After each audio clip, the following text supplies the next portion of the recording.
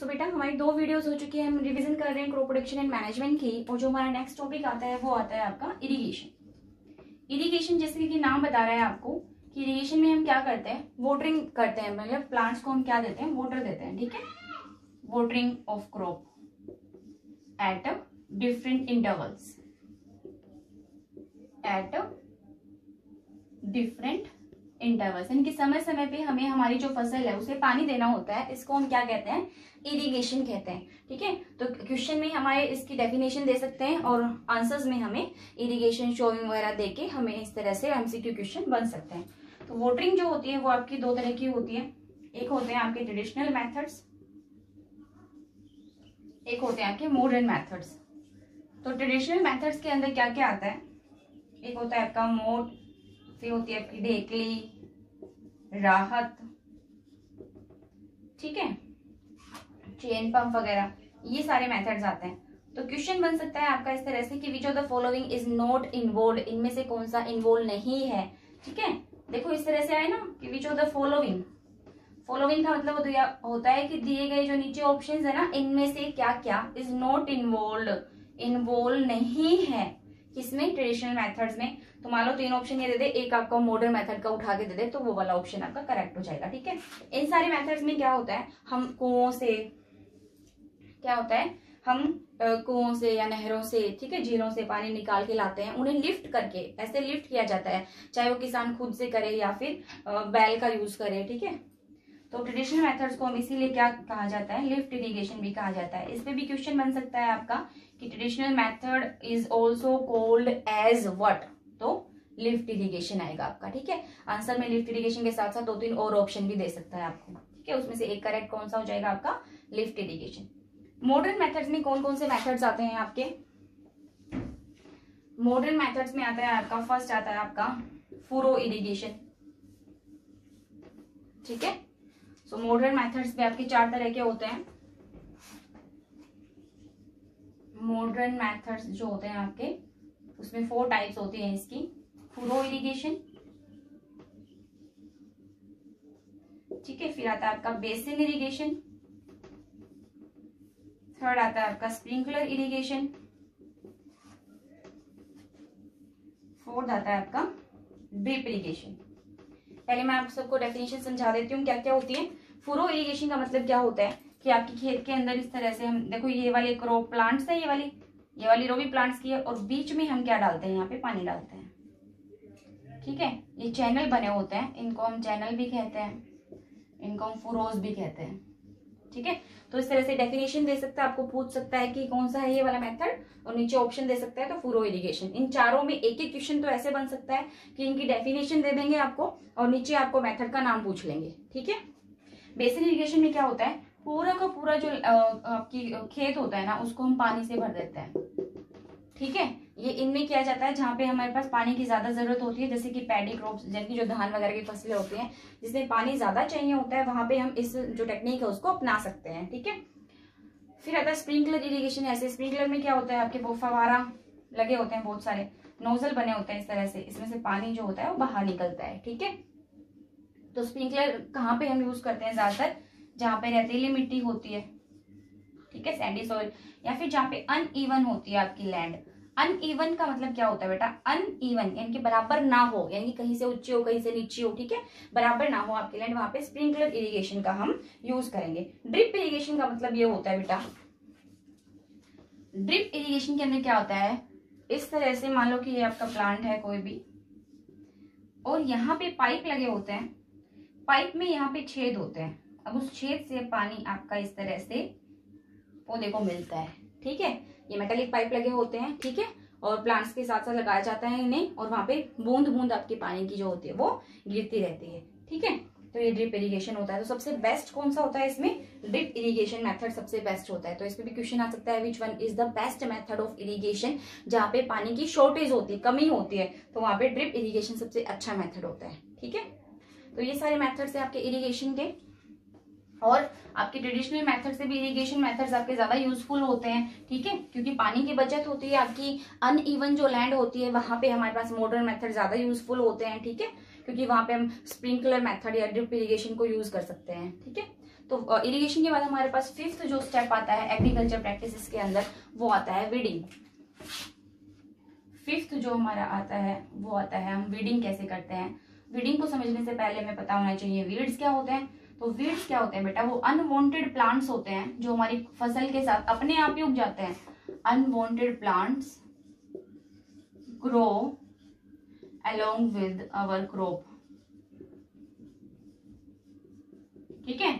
और उसे रिमूव करने की जो टेक्निक होती है उसे हम क्या कहते हैं, वीडिंग कहते हैं। तो हमारे पास जो है ऑप्शन में किस तरह से क्वेश्चन आएगा हमारे पास कि जो अनवांटेड प्लांट्स हैं जो ग्रो हो जाते हैं क्रॉप के साथ ऑटोमेटिकली, उसे क्या कहते हैं। तो नीचे ऑप्शन में आपको 4 ऑप्शन दे देगा, सही आंसर कौन सा हो जाएगा, वीड्स कहते हैं उन्हें, ठीक है। और इस तरह से क्वेश्चन आ सकता है कि the process of removing weeds, ठीक है, वो क्या होती है आपकी वीडिंग कहलाती है, ठीक है। तो वीड्स जो होते हैं उनको भी रिमूव करने के हमारे पास 2-3 मेथड होते हैं।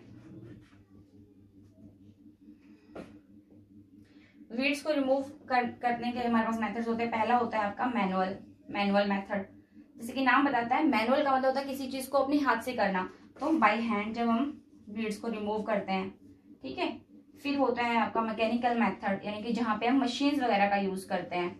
तो ऐसे भी आ सकता है कि इनमें से कौन सा मेथड इन्वॉल्व नहीं होता है वीडिंग के अंदर, और नीचे मेथड्स का नाम दे दे कि manual method, mechanical method, chemical method, ठीक है, या बायोलॉजिकल मेथड। पहले एक बार समझते हैं हम इनको। तो इन चारों में से मान लो 3 ऑप्शन दे दे आपके, ठीक है, और एक कोई और ऑप्शन दे दे। तो इस तरह से आपको मेथड्स के नाम पता होने चाहिए, उनकी डेफिनेशन पता होनी चाहिए। डेफिनेशन पे क्वेश्चन बन सकता है आपका, उनके जो मेथड्स के नाम है उन पे क्वेश्चन बन सकता है आपका। मैकेनिकल मेथड जहाँ पे हम मशीन्स वगैरह का यूज करते हैं, ठीक है। केमिकल मेथड जहाँ पे हम केमिकल का यूज करते हैं, और जहाँ पे हम केमिकल का यूज करते हैं इस प्रोसेस को हम क्या कहते हैं, वीडिसाइड्स। और बहुत सारी वीडिसाइड्स होते हैं, केमिकल्स होते हैं, जैसे कि 4D, पैराक्वेट वगैरह, ठीक है, इस तरह से। तो ये वाले होते हैं। बायोलॉजिकल मेथड में क्या होता है, कुछ इंसेक्ट्स का हम यूज करते हैं, ठीक है।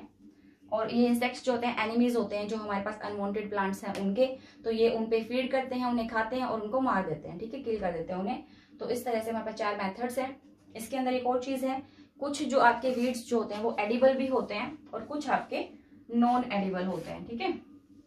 तो जो एडिबल वीड्स होते हैं आपके, इस तरह से भी क्वेश्चन आ सकता है आपका कि जो एडिबल वीड्स होते हैं वो कौन कौन से हैं, और नीचे आपको नाम दे दे। कुछ एडिबल वीड्स भी होते हैं आपके, जैसे कि बथुआ, कीनोपोडियम इसका केमिकल नेम होता है, कीनोपोडियम। तो क्वेश्चन भी आ सकता है कि what is the chemical name of बथुआ। तो क्या होता है आंसर, कीनोपोडियम आ जाएगा आपका। और नॉन एडिबल वीड्स भी होते हैं जिन्हें हम खा नहीं सकते। एडिबल जो हम खाते हैं जिसकी बथुआ होता है, जुलाई होती है, अमरंथस इसका केमिकल नेम होता है। ये भी आ सकता है आपका ऑप्शन में, ठीक है। इस तरह से इन पे क्वेश्चन बन सकता है। नॉन एडिबल वीड्स जो होते हैं जिन्हें हम खा नहीं सकते, जिसकी जंगली ओट, घास, ठीक है। तो इस तरह से सारे आते हैं। वीडिंग के बाद आपकी जो 6th स्टेप आता है वो होता है आपका हार्वेस्टिंग, ठीक है। हमने सोल प्रिपेयर कर ली, बीज डाल दिए, मैन्योर खाद डाल दी, उसके अंदर हमने पानी लगा दिया, इरिगेशन कर लिया, हमने वीड्स को रिमूव कर लिया, ठीक है। तो हमारी क्रॉप जो पक के तैयार हो जाती है, फिर हम उसे क्या करते हैं, कटाई करते हैं। तो 6th स्टेप में हमारे पास क्या आता है, हार्वेस्टिंग। हार्वेस्टिंग का मतलब क्या होता है, जब आपकी क्रॉप मैच्योर हो जाती है, आपकी क्रॉप आपकी जब मैच्योर हो जाती है तो हम क्या करते हैं, उसे हार्वेस्टिंग यानी कि उसकी कटाई करते हैं, कट करते हैं क्रॉप को, ठीक है। तो इसे क्या कहते हैं, हम हार्वेस्टिंग कहते हैं, ठीक है। हार्वेस्टिंग भी 2 तरीके से हो सकती है, मैनुअली भी हो सकती है हार्वेस्टिंग आपकी, और मैकेनिकली भी हो सकती है, ठीक है। मैनुअली जो होती है वो हम बाई हैंड, जैसे कि हमारे पास गेहूं है, बाजरा है, सरसों है, ठीक है, उसे हम क्या करते हैं, अपने हाथ से, सिकल से यानी कि दराती से, दराती का यूज करते हैं ना हम, ठीक है, उससे हम क्या करते हैं, इसकी हार्वेस्टिंग करके कटाई कर देते हैं। फिर मैकेनिकली जहाँ पे हम मशीनों का यूज करते हैं, जहाँ पे हम थ्रेशर वगैरह का यूज कर सकते हैं, ठीक है। थ्रेशर का जहाँ हम यूज करते हैं ना, उस प्रोसेस को हम थ्रेशिंग कहते हैं। और थ्रेसिंग जो होता है ना हमारे पास, वो एक अलग प्रोसेस होती है, मैं बताऊंगी आपको। और थ्रेशर और कंबाइन एक मशीन आती है, कंबाइन, उसके अंदर जो होता है आपका हार्वेस्टर और थ्रेशर दोनों लगे होते हैं, हार्वेस्टर और थ्रेशर आपके दोनों लगे होते हैं, ठीक है, उससे हम कटाई करते हैं, ठीक है, हमारे पास फसल की। इसके बाद प्रोसेस आती है आपकी थ्रेसिंग क्या होती है। थ्रेसिंग की डेफिनेशन इन सब की आनी चाहिए आपको।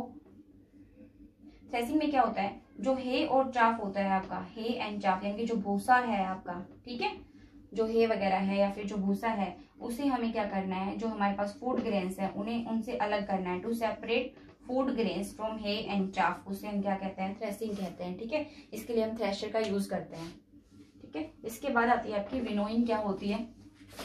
विनोइंग में तो इस तरह से क्वेश्चन बेटा डेफिनेशंस पे इस तरह से बन सकते हैं। विनोइंग में क्या होता है आपका,